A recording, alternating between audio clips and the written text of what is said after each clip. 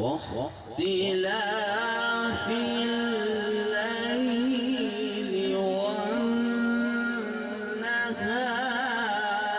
لآيات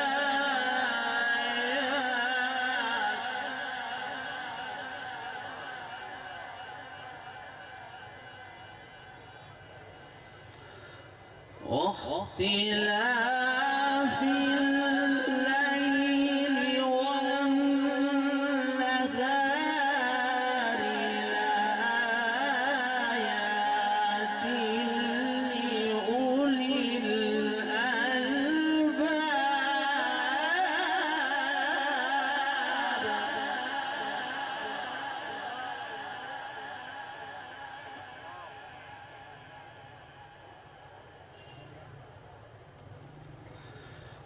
إن في خلق السماوات والأرض واختلاف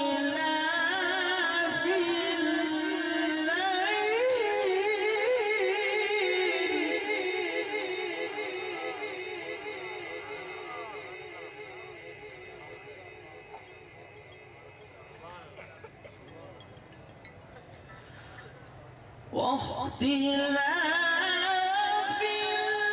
الليل والنهار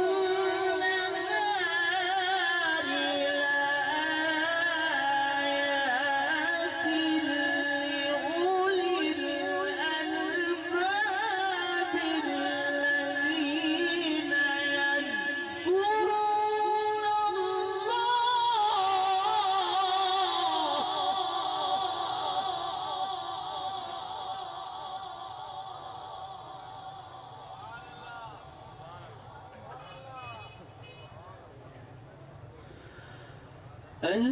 الذين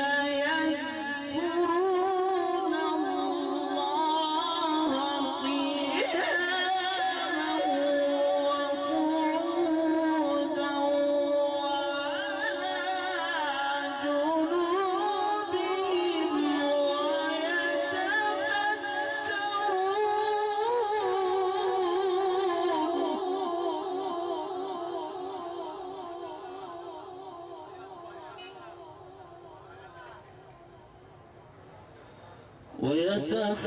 ويتفكرون في خلق السماوات والأرض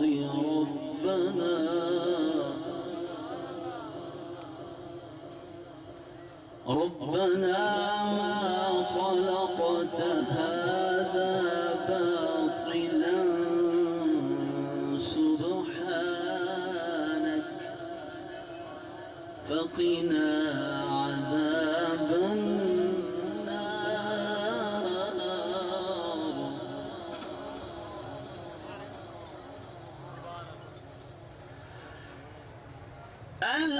الذين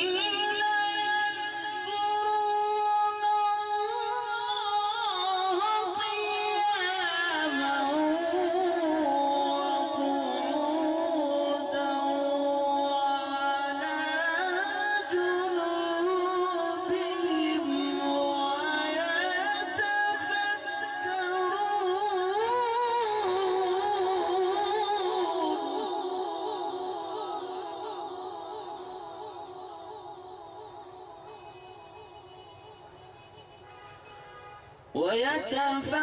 ويتفكرون في خلق السماوات والأرض ربنا ما خلقت هذا باطلا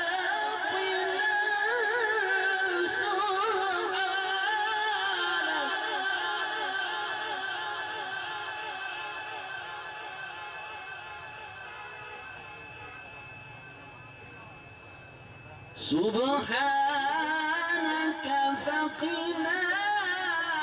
عذاب النار.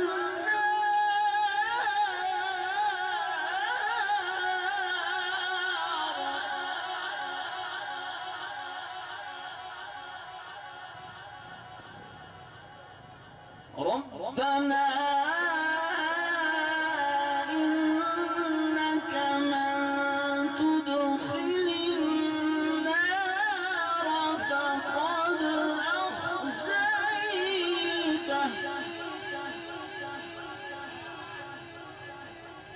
وما للظالمين من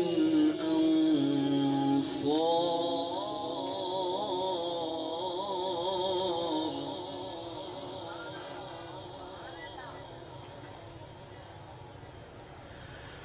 ربنا إننا سمعنا مناديا ينادي للإيمان أن آمنوا بربكم فآمنا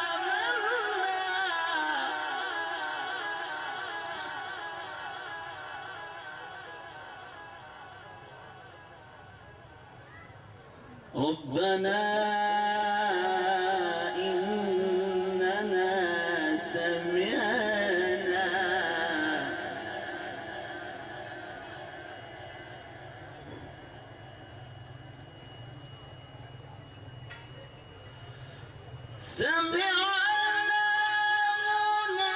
مناديا ينادي للإيمان أن آمنوا بربكم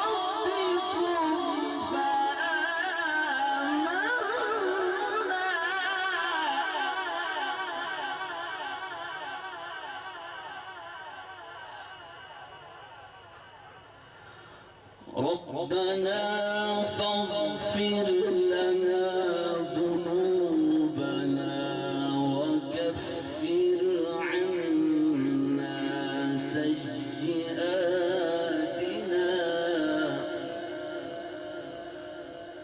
وتوفنا مع الأبرار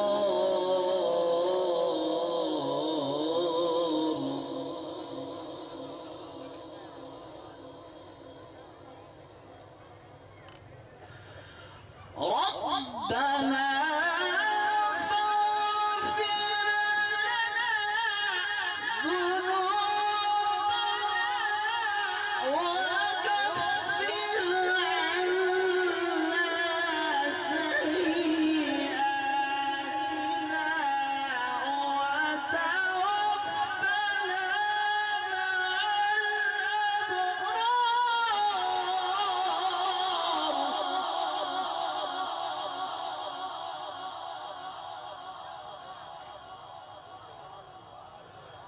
ربنا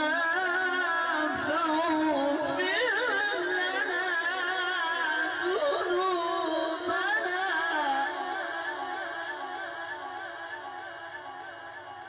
وكفر عنا سيئاتنا وتوفنا مع الأبرار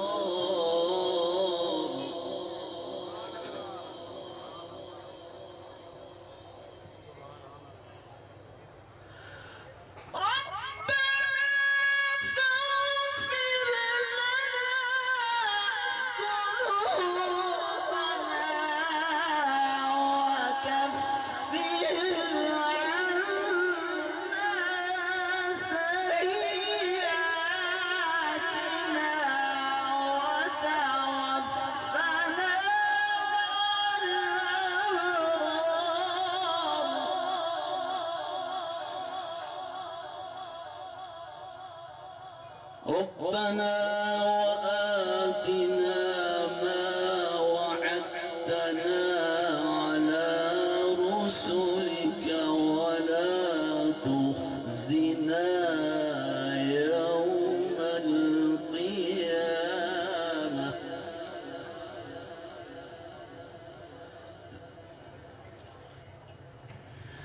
إنك لا تخلف الميعاد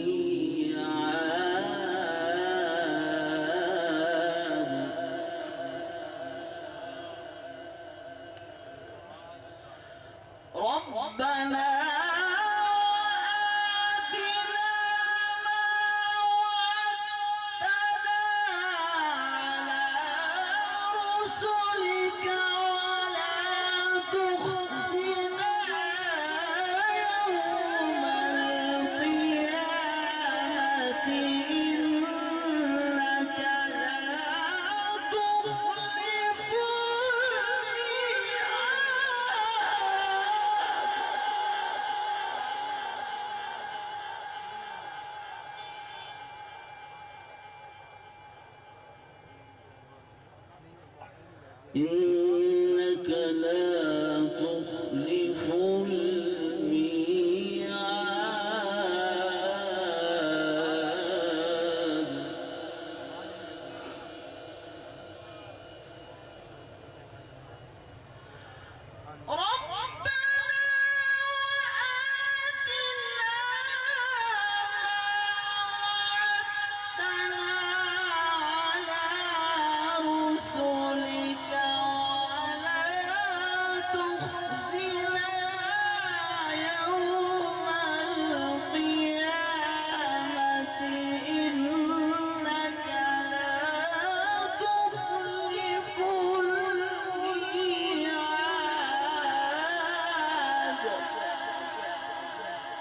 إنك لا تخلف الميعاد صدق الله العلي العظيم وصدق رسوله النبي الكريم الأمين بھائی حضرت تلاوت کلام پاک آپ نے سماعت کی تھی میں اشار دے نال میں ایک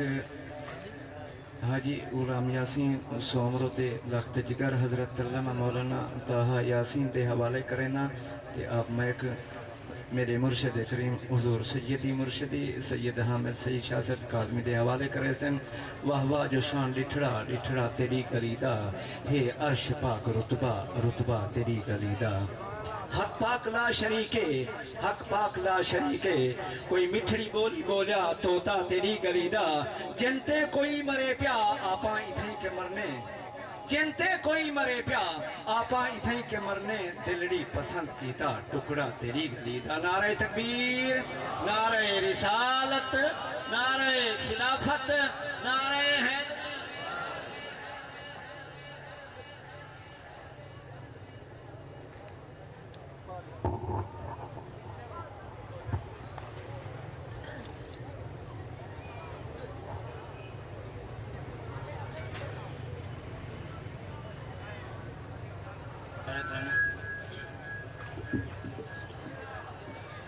نحمدک یا اللہ الصلاة والسلام علیک یا سیدی یا رسول اللہ وعلا آلک واصحابک یا نبی اللہ اما بعد فاعوذ باللہ من الشیطان الرجیم بسم اللہ الرحمن الرحیم وما ارسلناک الا رحمتا للعالمین صدق اللہ العظیم وصدق رسولہ النبی الکریم الامین قال الله تبارك وتعالى في شان حبيبه مخبرا وآمرا إن الله وملائكته يصلون على النبي يا أيها الذين آمنوا صلوا عليه وسلموا تسلیمات تمامی حضرات مل کر آقا علیہ السلام کی بارگاہ بے کس پناہ میں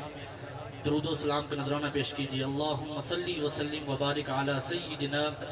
ومولانا محمد وآلہ وصحبہ وبارک وسلم وصلو علیہ حاضرین گرامی قدر میں صرف 4 اشعار کے ساتھ مائک قبلہ مرشد کریم کے حوالے کرنے لگا ہوں سلام اس پر سکھایا قل هو اللہ احد جس نے سلام اس پر سکھایا قل هو اللہ احد جس نے سلام اس پر بتائی شان اللہ الصمد جس نے سلام اس پر خدا خود بھیجتا ہے رحمتیں جس پہ سلام اس پر خدا خود بھیجتا ہے رحمتیں جس پہ سلام اس پر ملائک پڑھتے ہیں جس پر اکثر درود سلام اس پر کہ عزت جس نے عرش خاک کو بخشی سلام اس پر کہ زینت جس نے سب افلاک کو بخشی سلام اس پر کہ جو خلوت نشین سبز گنبد ہے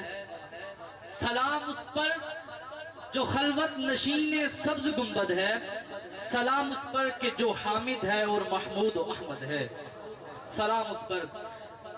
کہ جو حامد ہے محمود و احمد ہے حضرات گرامی قدر اللہ پاک نے تاجدار کائنات آقا علیہ السلام کو محمد بنا کر بھیجا. اور محمد وہ ہوتا ہے الذی یحمد حمدا بعد حمدی، یعنی جس کی بار بار تعریف کی جائے. اور یہ بھی حقیقت ہے جو محمد کا حامد ہو جائے خدا اسے سعید بنا دیتا ہے. جو محمد کا حامد ہو جائے خدا اسے سعید بنا دیتا ہے. اور الحمدللہ ہماری خوش قسمتی کہ ہمارے درمیان اس خانوادے کے عظیم در ثمین کہ جس نے ساری زندگی قال قال رسول اللہ صلی اللہ علیہ وآلہ وسلم کی صدائیں بلند کی، اور صرف نعروں کی حد تک نہیں بلکہ محبت رسول صلی اللہ علیہ وآلہ وسلم کے تقاضے پورے کرتے ہوئے محب رسول اور عاشق رسول بننا سکھایا. میری مراد جگر گوشہ حضور غزالی زمان مفکر اسلام حضرت علامہ پیر سید حامد سید کاظمی دامت برکاتہ العالیہ، خدا آپ کے تابناک چہرے کو ہم فقیروں کی زیارت گاہ بنائے رکھے. آپ تمام احباب کی پرزور نعروں میں دعوت پیش کرتا ہوں. آپ کی بارگاہ میں ملتمس ہوں کہ اپنے ملفوظات عالیہ سے ہمارے دلوں میں عشق رسول صلی اللہ علیہ وآلہ وسلم کے چراغ روشن کریں. نعروں کی گونج میں استقبال کیجئے. نعرہ تکبیر، نعرہ رسالت، نعرہ خلافت، نعرہ حیدری، سرکار کی آمد، سرکار کی آمد.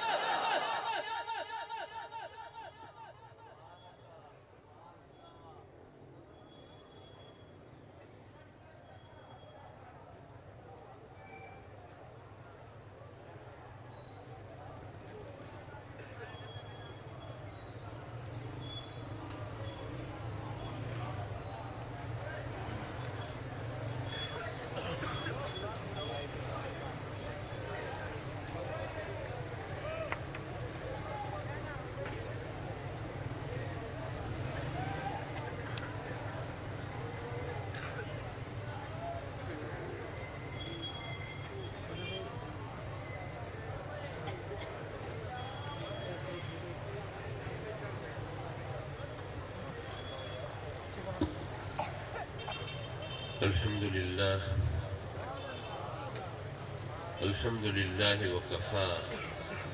وسلام على عباده الذين اصطفى.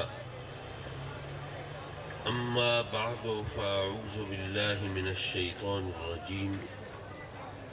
بسم الله الرحمن الرحيم. لقد خلقنا الإنسان في أحسن تقويم. صدق الله مولانا العلي العظيم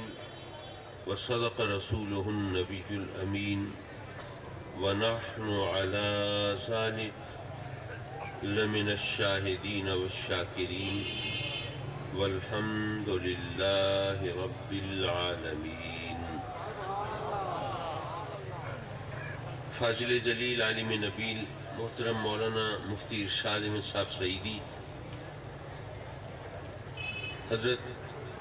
مخدوم سپٹین حیدر صاحب بخاری اور عزیز محترم راشد شبیر صاحب بخاری، حضرت علامہ مولانا سراج احمد صاحب سعیدی، مولانا ابو الوقاص عبدالستار صاحب سعیدی، جماعت اہل سنت پاکستان کے روح و رواں محترم حاجی غلام یاسین صاحب سومرو اور مہمانان گرامی، علماء اہل سنت، مکرم و معزز حاضرین محفل، الحمدللہ بڑا روح پرور منظر ہے. شب میلاد کی مناسبت سے یہ جو محفل سجی ہے، اس میں جس طرح آپ نے اس کی رونق بڑھائی ہے اور ذوق در ذوق شرکت فرمائی ہے، اس سے دل بھی باغ باغ ہوا ہے. امید کی کرنیں بھی روشن ہوئی ہیں کہ لوگ سازشوں کے جال بنتے رہیں، مذہب سے دور لے جانے کی کوشش کرتے رہیں، لوگ اس طرح شکوک و شبہات کے حوالے سے لوگوں کو ورغلاتے رہیں، بہکاتے رہیں. لیکن الحمدللہ یہ آقا کریم حضور علیہ السلام کے دیوانے یہ محفلیں سجاتے رہیں گے، میلاد مناتے رہیں گے، درود و سلام کے زمزمے بہاتے رہیں گے. اور یا رسول اللہ کی گونج مچاتے رہیں گے۔ حضرات مکرم، مجھے کوئی لمبی چوڑی تقریر نہیں کرنی، اور پھر ویسے بھی ماشاءاللہ ہمارے سومرو صاحب بہت بات کے پکے ہیں۔ انہوں نے کہا تھا 11 بجے خطاب ہوگا آپ کا، تو آپ نے 11 بجا ہی دیے۔ بہرحال ابھی آپ جانتے ہیں کہ مفتی شاہ صاحب نے آپ کے ذوق کے مطابق آپ کی زبان میں آپ سے ہم کلام ہونا ہے، اور میں ابھی وعدوں کی ڈور میں بندھا ہوں۔ ابھی رسول پور میں بھی پہنچنا ہے، سلطان پور میں بھی پہنچنا ہے، اور بہرحال رب کائنات نے ہمیں توفیق بخشی کہ ہم نے آقا کریم صلی اللہ علیہ وسلم سے اپنی غلامی کے اقرار اور محبت کے اظہار کا یہ موقع تلاش کیا۔ حضرات مکرم، وہ جو ہمارا رب ہے، پروردگار ہے، پالنہار ہے، خالق ہے، مالک ہے، اس نے اپنے بندوں کی ہدایت کے لیے، رہبری کے لیے، رہنمائی کے لیے سلسلہ نبوت و رسالت جاری فرمایا۔ اب وہ چاہتا تو ہر ایک کو ڈائریکٹ ہدایت بھی دے سکتا تھا، اس کے لیے کوئی مشکل نہیں تھی، کن فیکون۔ نہ کوئی فنڈز کا پرابلم تھا، نہ کوئی مین پاور کا کوئی مسئلہ تھا، نہ کوئی اور دقت دامنگیر تھی۔